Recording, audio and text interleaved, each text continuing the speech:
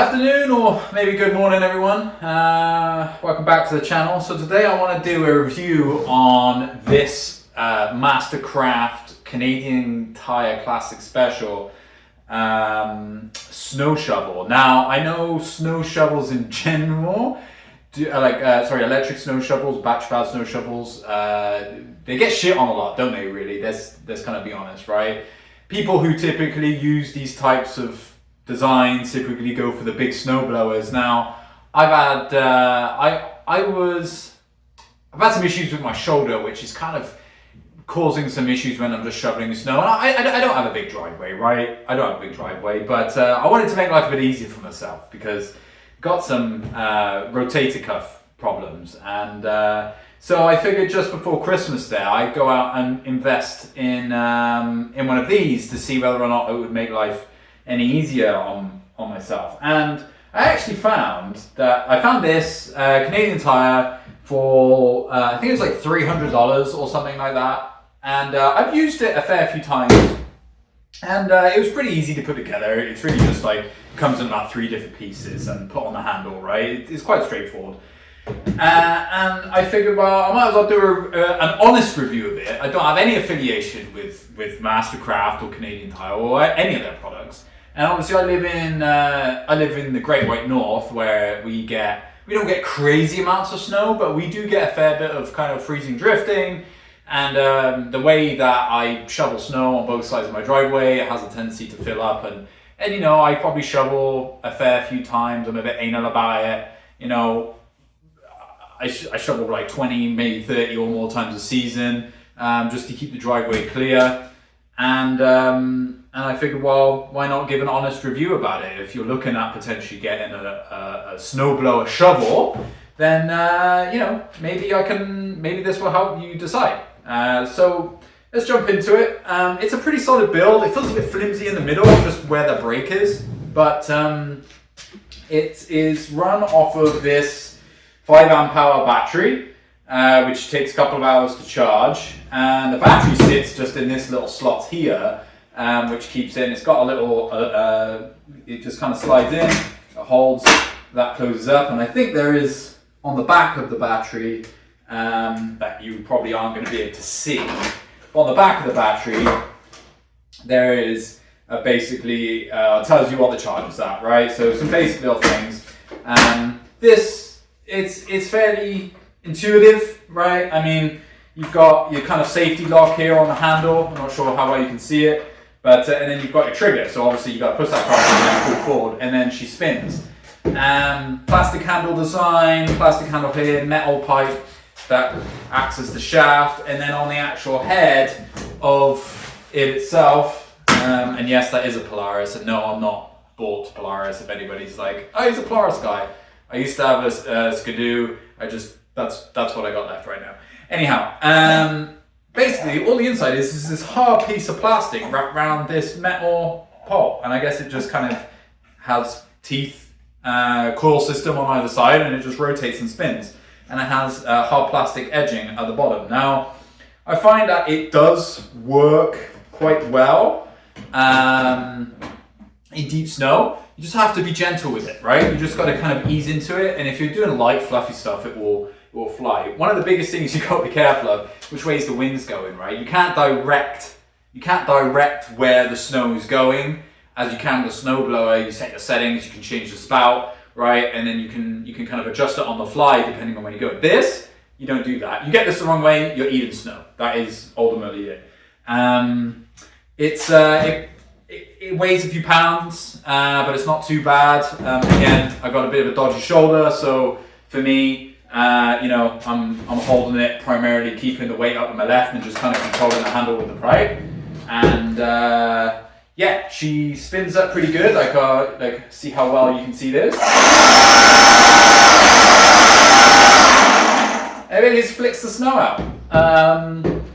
I find it's great use for making the trail to my propane tanks down the side of my house. That seems to be a really good place to use it. Cuts a nice trail, so when they deliver the propane, the guy can just walk right in. He doesn't have to traipse through snow. I've used it on my driveway maybe 4 or 5 times now. It does, like I said, it does a good job when the wind's blowing in the right direction. Really just throws the snow out. Doesn't deal too well with ice. If you've got really thick snow that is like been sat for a long time, then you're probably not going to have much use getting through that. But I'll take it outside for you. I'll show you a little trial run of it just to see how well it works. It won't be a long video because it is really cold out there today. But I figured if you're looking at investing in a cheap snowblow shovel, I don't think you can go wrong with this. Honestly, I think it's actually a fairly decent bit of kit for the cost, right? You can spend upwards $600, $700, $800 Canadian on some more fancy ones, but I just don't think you need it. It's a 12-inch head, so if you've got a small driveway, you can, it won't take too long. You just have to be methodical on how you're kind of going across the driveway, making sure you're not blowing the snow back on yourself, so then you're kind of clearing it again, right? So you've got to be a little bit smart on it on that front. What was the other thing? Oh, battery life. It's pretty good. I can do my whole driveway clear, like I said, my path with thick snow. I've done the whole driveway and I've still had over half a battery. Some other reviews online I've seen, they've done their driveway, which is way bigger than mine, and it seems to work. It seems to last quite well. A couple of hours charging.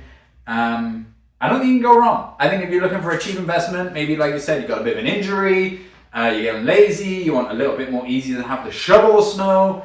Honestly, I think this is probably the best option. If driveway is not big enough for one of those big, huge snow blowers like mine, this is the next best thing. And I would say, don't hold back. Just go ahead and do it. I think you'll appreciate it. But check the wind, which direction the wind's going. So anyway, we'll jump outside.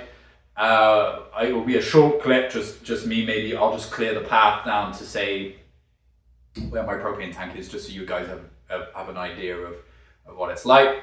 And obviously my camera, I don't want my camera to freeze. And yeah, that's my review of the Mastercraft 12-inch snowblower shovel from Canadian Tire. So if you haven't got one, maybe go out and buy one. And if you think it's a hunk of junk, throw it in the bin. Anyway, thanks for watching. I'll put some clips in there and you can watch it in use. I'll see you on the next one.